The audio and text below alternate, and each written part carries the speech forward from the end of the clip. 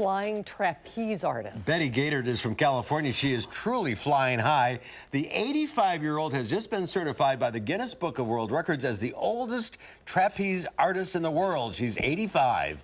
Betty says her secret to her longevity is doing things she enjoys doing. She wants to encourage women to not think that when they hit the age of 55, they're old. 55? Wow.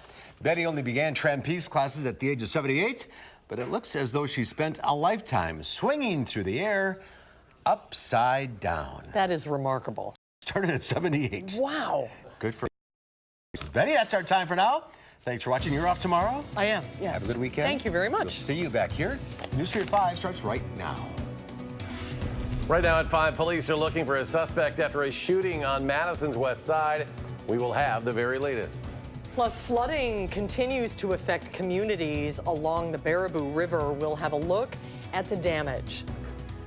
And preventative sandbagging efforts are underway. This in Columbia County, also in response to rising waters. This is News 3 at 5. Thanks for staying with News 3. Police are investigating at the scene of a shooting that happened this afternoon at the Crossings Apartments on Madison's west side. Police tell us the suspect is still at large and is described as a 30-year-old black male with long dreadlocks and a red shirt. Our Jamie Perez has been following the investigation, and she joins us now live on the scene with the latest. Jamie? Well, the scene is really quieted down within the last hour. There's currently no police presence here, which means that they felt that it was safe enough to let residents back into their home. But there's still a police presence around the community, which means that the suspect is still at large. Now, police tell us that they were getting some conflicting witnesses' accounts saying that he took off in a van. That's what some people are saying. Others are saying they saw him go into one of the apartments. Now, because they don't know for sure, there is a police presence all around the area, and police are asking anyone with information to call Crime Stoppers if you have any leads or any other information on this. We did speak with residents in the area about this shooting, some saying they're not surprised that this happened. No, I'm not scared, but if I hear them gunshots, I'm out the door. I'm gone. I can't be out here like this. The victim in this shooting was shot once in the leg. His injuries are said to be non-life threatening, and as mentioned, police are still canvassing the neighborhood, getting witnesses' statements. That was earlier looking at specific apartments, and they even had a K-9 squad here as well to aid in their search. Residents are still here kind of lingering around in the area, and we'll stay on scene and bring you all the latest information coming up tonight at 6. All right, Jamie, thank you so much. Governor Scott Walker says severe flooding has caused more than $200 million in damage. The governor tweeted this morning that estimates put the damage at over $200 million overall, including $98 million in damage to homes, $40 million to businesses, and $69 million to public infrastructure. State and local officials are still responding to rising waters and haven't gotten full damage estimates yet.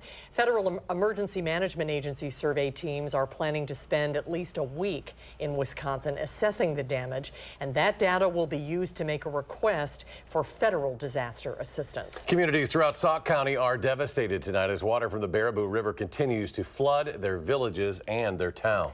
News 3's Rose Schmidt shows us the impact in North Freedom and in Rock Springs. Much of the Mid-Continent Railway Museum here in North Freedom is now underwater as water from the Baraboo River floods everything in its path. The damage to the Railway Museum is estimated at about $250,000. Much of that damage was done to the depot. The museum has more than 100 cars and locomotives. Staff members took about 75 of them to shelter about 2 miles away, safe from floodwaters. They're crossing their fingers, hoping they can be back open by October 6th, in time for their busy season. We were thinking it was pretty realistic last week, and then now we're starting over again. I still think it can happen, especially since the trains are dry. We just have to get our depot, our restroom, and things like safety for the riders in check, but I think in a month we ought to be able to knock those things out. Just a few miles away in Rock Springs, the entire downtown area is underwater. People who live there are now calling it a ghost town because it's possible some of the businesses might not reopen. Luckily, the river there is not expected to get any higher. There are several roads and bridges closed near Rock Springs and North Freedom, so be careful if you're driving through that area. The Baraboo River is expected to crest here in North Freedom either tonight or tomorrow morning. In Sauk County, I'm Rose Schmidt for WISC News 3. Students in Reedsburg won't be headed back to class until Monday due to the flooding that continues to hit that city especially hard. Highway 33 still closed there. That's part of the reason school is starting a week after it was originally scheduled to start. Reedsburg High School's principal Rob Taylor says he has never seen anything like this. His district having to cancel classes for the first few days of a new school year, but he says students and the community are coming together to help those in need. When you have issues like this, oftentimes communities have to put out a request for help and see if you can get someone to volunteer. In Reedsburg, there were dozens of people, literally close to probably 100 people in our parking lots bagging sand. There are donations of clothes, food, and other items for the people. And this community, I think, takes it to heart that we're all in this together, and so they do whatever they can. People in Reedsburg and throughout Sauk County are still dealing with this serious flood damage. If you'd like to help out, you can head to channel3000.com for ways you can do that. Boy, much needed sunny and dry weather today. Gary Canalti is in the Weather Center. Gary? Susan, it looks like we could see dry weather now, not only through this weekend, but through next week and next weekend as well. That would be great news for those areas so hard hit by the flooding. Let's start out by taking a look at visible cloud track. This is the kind of satellite picture you want to see. Very little in the way of cloudiness across Wisconsin except in the far southern parts of the state, and even that cloud cover is pretty thin. Doppler track shows showers to our south across northern Illinois. Even those have been diminishing, and nothing across our state. Low temperatures this morning dropped into the upper 50s as the air started to dry out and less humid air moved in. Look at Black River Falls. They were down to 40 degrees last night, and current temperatures are in the lower to middle 70s. Near Lake Michigan, temperatures are still in the 60s thanks to a breeze off of Lake Michigan. But look at those dew point temperatures. They were in the 60s and lower 70s the last few days. They've now dropped into the 50s with some 40s in the northern parts of our viewing area. A lot of times that's where low temperatures will end up in the morning. So look for temperatures to drop into the upper 40s and lower 50s by early tomorrow morning. Tomorrow, partly sunny skies. It'll be a little breezy, but still a nice day overall with a high temperature of 74. That's your first alert forecast. All right, Gary, thanks. And at this hour, the National Guard continues to build a nearly mile-long barrier along the interstate outside Portage. They're using sandbags to hold off rising water levels, and the efforts are creating major delays near exit 106. That's where our Keely Arthur joins us live. Keely? This water is flowing toward the interstate, which is about 50 yards or so behind me, creating up to 2 hours of delays on I-90-94 near Portage. While crews try to keep this area safe, you may be stuck in traffic, but wherever you are, I think it's best for everyone to just take a moment and soak in this wonderful sun. Are we happy for a sunny day? You bet we are. They say there's no flowers without the rain, and folks at this farmer's market in Portage, we have a garlic cheese bread. We're embracing the sunnier side of that phrase today. Everybody's smiling and walking around. And a welcome departure from the conditions that many of the farmers and sellers had to endure for the past few weeks.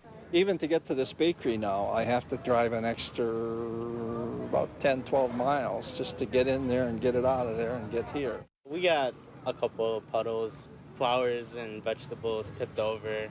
But as things continue to brighten up, crews just a few miles away are working to keep it that way. It's been a really, really great process, and it actually has been really going fairly smooth. Kathy Johnson of Columbia County Emergency Management is working closely with the DOT and state, which dispatched the National Guard to the area. They've been filling sandbags to create a nearly mile-long wall along Interstate 90-94 near Highway 33.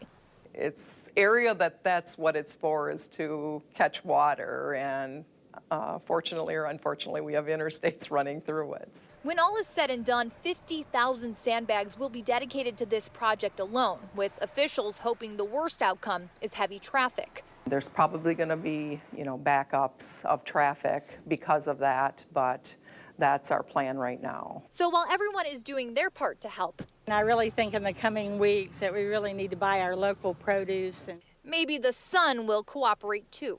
We're finally maybe seeing the light at the end of the tunnel here. As you saw in that video, the National Guard working really hard to fill those sandbags, but they need your help to do so. They're asking for volunteers. If you want to help, go to our website, channel3000.com. We have all the information up there. Keely Arthur reporting live. Keely, thanks. People in Rock County are also watching water levels continue to rise. National Weather Service today increasing the anticipated impact of those floodwaters. Rock County reporter Adam Duxter joins us from our bureau at the Janesville Gazette. With the very latest there, Adam. Well, for a while, it looked like Rock County was going to be able to avoid most of the flooding that has hit the state of Wisconsin, but today we're learning that might not be the case. The National Weather Service putting out an alert today, upping their predictions for the flood levels on the Rock River and Lake Koshkonong. The Weather Service saying levels on the lake can reach just shy of 12 feet by next Tuesday, which they say is considered major stages of flooding. Now, it's short of the record-setting 15.1 feet in 2008, but it's enough today to get officials' attention. This has been a little surprising, the amount of rain and how fast it has come. I mean, it's day after day, it seems, that we've had to deal with very significant rainfalls. And coming on the heels of all the rain that we've had up north, it's just a bad situation for our county. Today, leaders in Rock County also urging you to stay out of floodwater, and they say to be cautious if you've got a well with natural well water as well, because there's just a whole bunch of contaminants in that floodwater. There are 5 separate sandbag locations across Rock County. To find out the one that's closest to you, you can visit our website, channel3000.com. All right, Adam Duxter at the Janesville Gazette in Janesville. Adam, thank you. Lake Monona is at a new record high after rising 2 more inches and is expected to crest later today. The City of Madison Emergency Operations Center says Lake Monona was 848 inches as of this morning. That is 10 inches higher than the 100-year flood level. Even though dry weather is predicted for the next week or so, city officials are warning residents that the city is not in the clear. They say do not remove sandbags and continue to be on alert. East Johnson Street and several other downtown streets remain closed. Next at 5, a school district of Milton employee has resigned amid allegations she violated district policy. School officials say Sheila Price, who was the director of nutritional services and head coach of the Red Hawks girls swim team, resigned Tuesday. The school district said it became aware August 24th of alleged violations of district policy involving Price. Officials said the alleged violations were not of a criminal nature, did not involve students, nor did they have anything to do with the swim team. Price resigned Tuesday, 11 days after the district became aware of those allegations. UW-Madison and state officials launched a new initiative that could make Wisconsin a recognized center of excellence in biomanufacturing. It establishes the Forward Bio Initiative, which will offer resources to help create the next generation of healthcare products, such as cell therapy, engineered tissue, pharmaceuticals, and medical devices. It gets a boost in the form of a $750,000 Wisconsin Economic Development Corporation grant. Our new collaborative approach will increase the likelihood that new discoveries made in biomanufacturing will benefit the state of Wisconsin economically and benefit the world technologically. The project includes shared lab space for startups at the research park on the west side to help innovations in biomanufacturing research to the private sector. More to come tonight at 5. Up next, 4 people are dead after a shooting at a bank in Ohio. We will have the very latest. And the latest from the White House after an opinion piece appears in the New York Times said to have been written by a Trump administration official. Mixed results today on Wall Street. The Dow climbs 21, but the Nasdaq dropped more than 72. The S&P 500 lost 10.5. We'll be right back.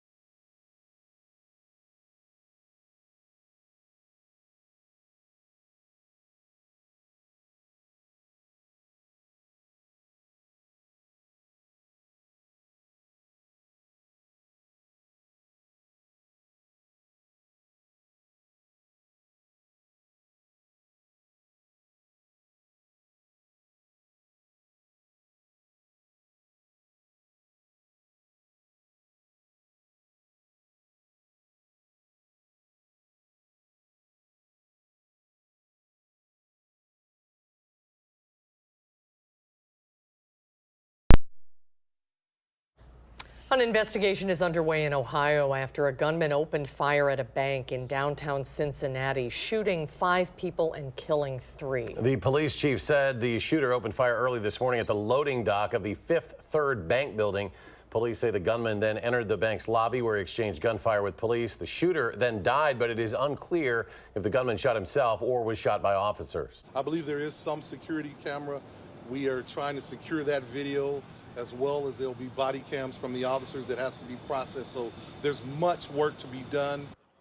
The motive for the shooting unknown. Police are interviewing witnesses and examining the crime scene. President Trump is said to be furious about an anonymous New York Times opinion piece claiming to be written by a senior official in the White House. The author says he or she is part of a resistance inside the administration and claims to be part of a group thwarting the president's more misguided impulses until he's out of office. President Trump demanded on Twitter that the Times must, for national security purposes, turn him or her over to the government at once.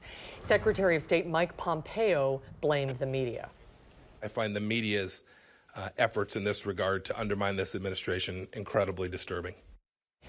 The Times defended the op-ed, saying it adds significant value to the public's understanding of what is going on in the Trump administration. A battle over the release of more than 100,000 documents related to Supreme Court nominee Brett Kavanaugh dominated the first part of today's hearing. Democratic New Jersey Senator Cory Booker dared to face disciplinary action from the Senate for publicly releasing material the committee labeled confidential. I hope that they will bring charges against us, and I'm ready to accept the full responsibility.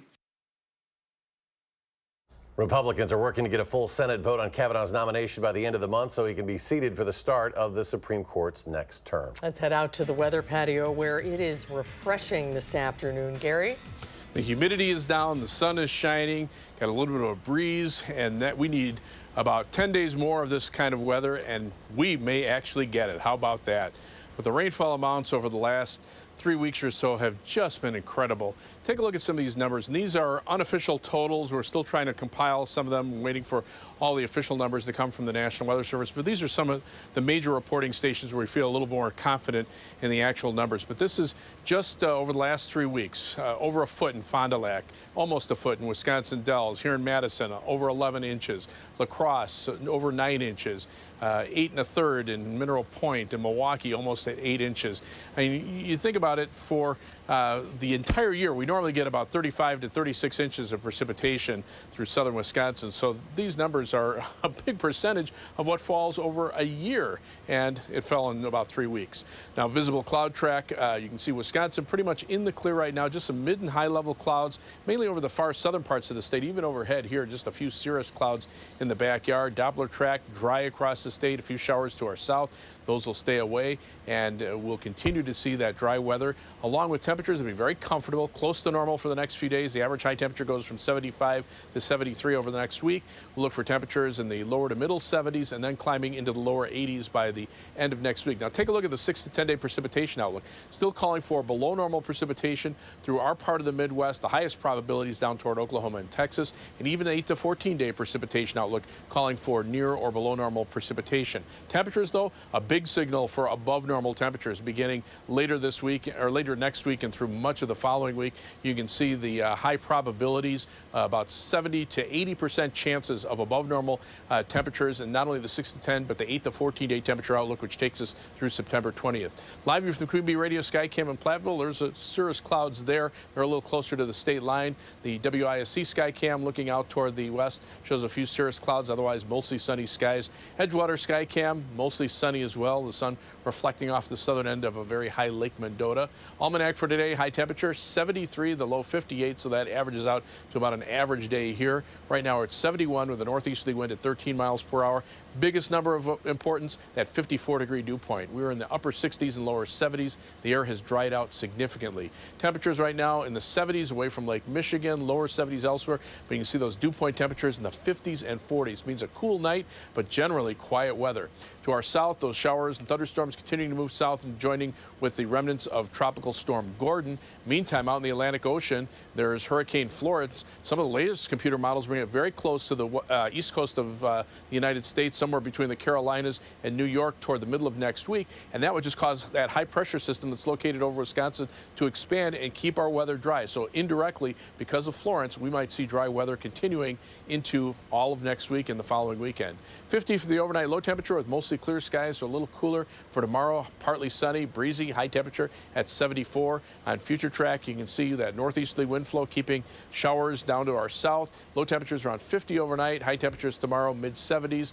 Low temperatures tomorrow night back down to around 50, and then partly sunny skies on Saturday with a high temperature in the lower to middle 70s. The 7 to 10 day forecast calling for temperatures to remain in the 70s through the early part of next week and then warm up to around 80 by Wednesday. And you can see not a drop of rain in that 10-day forecast.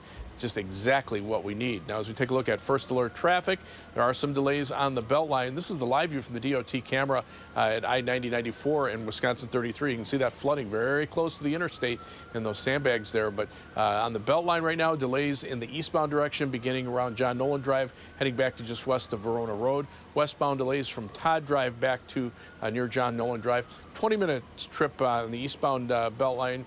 And moving toward the interstate, and then heading from the Beltline to Janesville, about a 28-minute commute, 21 minutes to Sauk City on Highway 12, and 17 minutes to Sun Prairie from downtown on US 151. That's your first alert traffic. All right, thank you, Gary. Thanks, Gary. Ahead at 5, actor Burt Reynolds, dead at the age of 82. We'll take a look at his legacy when we return. Stay with us.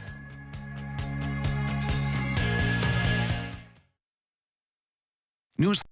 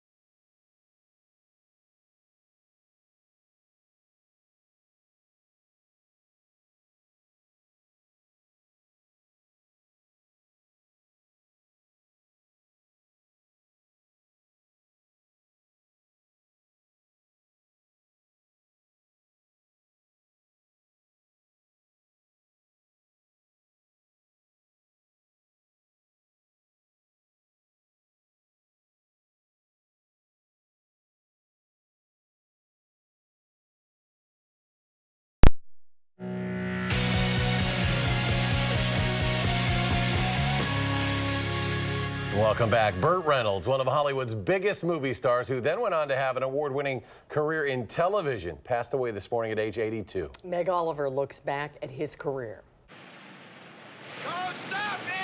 With his athletic physique and sly smile, Burt Reynolds was one of the biggest movie stars of the 70s and early 80s. He first rose to fame in TV westerns after an injury ended his college football career. But it was his turn as macho Louis Medlock in the 1972 wilderness classic Deliverance that turned him into a superstar. Who has the ability to survive. That same year, Reynolds shocked America by posing nude for Cosmopolitan.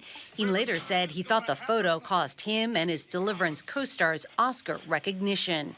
But it didn't cost him fans. A string of hits followed, including The Longest Yard, in which he tapped into his football background. Never said anything about losing either. And the smash Smokey and the Bandit, which paired him with Sally Field. Oh, cowboys love fat calves. They're not fat. They're bigger than mine. Reynolds said he had to convince the producers to cast her in the role. Watching Sally Field act is sexy. Talent is sexy. The pair became a couple off-screen as well. Years later, Reynolds would often say she was the one that got away. In 1988, he married actress Lonnie Anderson, but it ended in a messy divorce. After a series of box office flops, Reynolds returned to television, winning an Emmy for the CBS sitcom Evening Shade. Hello, Colonel, how are you? In 1997, Reynolds enjoyed a brief career resurgence, co-starring in Paul Thomas Anderson's debut Boogie Nights. I think heaven has sent you here, Dirk Diggler. The role as an adult film director earned him an Academy Award nomination. Reynolds continued to act into his later years. He said through all of his life's ups and downs, you just keep going on. Meg Oliver, CBS News.